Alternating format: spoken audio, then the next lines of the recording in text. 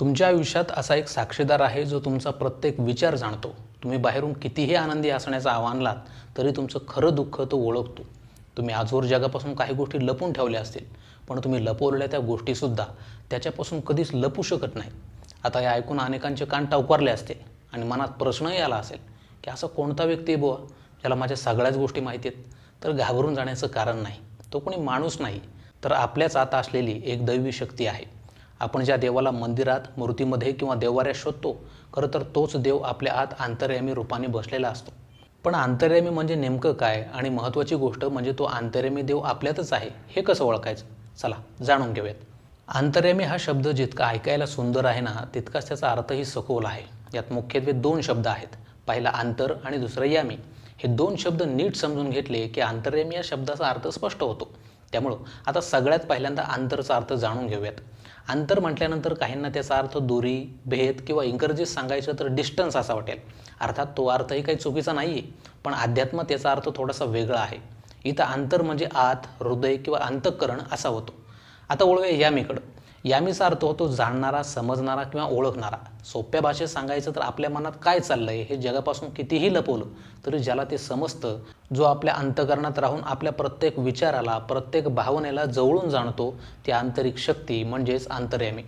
हा शब्द प्रामुख्याने देवासाठी वापरला जातो, कारण अशी श्रद्धा आहे की देव प्रत्येकाच्या मनात काय चाललं आहे हे सगळं जाणतो.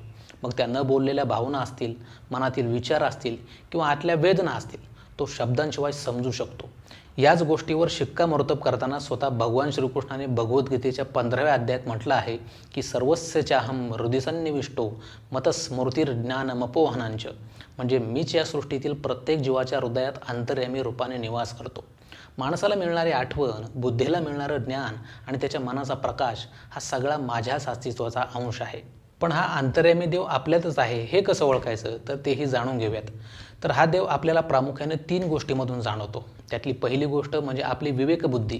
तुम्हाला अनेकदा असं जाणवलं असेल बघा, जेव्हा कधी आपण एखादं चुकीचं काम करायला जातो तेव्हा आपल्या हातून एक लहानसा आवाज येतो, जो आपल्याला लगेच टोकतो आणि सांगतो की हे करू नकोस, हे चुकीचं आहे. आपल्याला सावध करणारा हा जो आतला आवाज असतो ना, तोच अंतर्यामी असतो. दुसरी गोष्ट म्हणजे आपल्याला जाणवणारी खरी शांतता.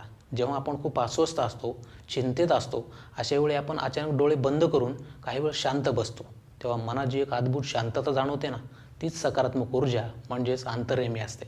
देव आपल्यातच बसलेला आहे हे ओळखण्याची तिसरी आणि शेवटची गोष्ट म्हणजे आपल्या मनातील करुणा. जेव्हा आपण एखाद्या माणसाचं किंवा प्राण्याचं दुःख पाहतो तेव्हा आपलं मन हेलावतं.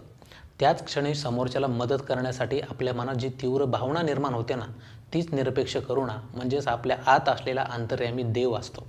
थोडक्यात सांगायचं तर ज्या देवाला शोधण्यासाठी आपण बाहेर धावपळ करतो, तो देव कुठल्या वेगळ्या जगात नाही आहे, तर आपल्याच मनात अंतर्यामी म्हणून बसलेला आहे. जेव्हा आपली विवेकबुद्धी आपल्याला चुकीच्या गोष्टीपासून टोकते, संकटात मनात एक अद्भुत शांतता जाणवते आणि दुसऱ्याचं दुःख पाहून आपल्यात करुणा जागी होते, तेव्हा समजून जावं की आपल्या आतल्या अंतर्यामी देवानेच आपल्याला साथ घातली आहे. हा देव सर्वत्र आहे, म्हणजेच तो मंदिरातही आहे, पण तो केवळ तिथंच अडकून पडलेला नाही आहे, तर तो आपल्या प्रत्येक चांगल्या विचारात आणि श्वासात आहे. गरज आहे ती फक्त बाहेरचा कोलाहल थांबून शांत मनाने स्वतःच्या आत डोकावण्याची आणि त्या अंतर्यामी आवाजाला ओळखण्याची. आशा करतो की ही माहिती तुम्हाला नक्कीच आवडली असेल. हा व्हिडिओ उपयुक्त वाटला असेल तर लाईक करा, शेअर करा आणि असेच नवनवीन व्हिडिओज पाहण्यासाठी चॅनलला सबस्क्राईब करा.